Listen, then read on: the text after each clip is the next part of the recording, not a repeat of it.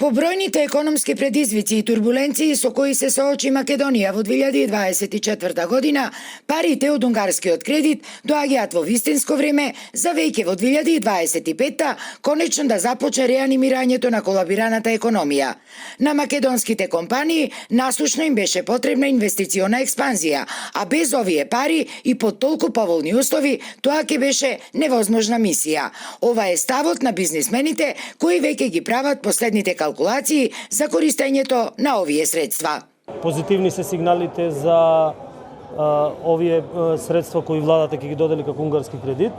Овие 250 милиони, сметам дека ќе бидат добри за стопанството, ќе бидат можност да се инвестира во нови технологии, во нови знаења.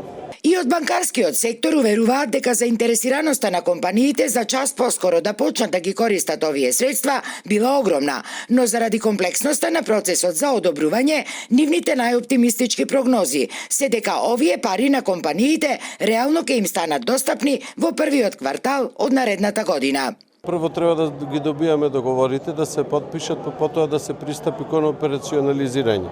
Самиот процес на одобрување на кредит е процес кој што бара од прибирање на документи, проверка на инвестиција, проверка на колатерал, анализа на финансиски извештај.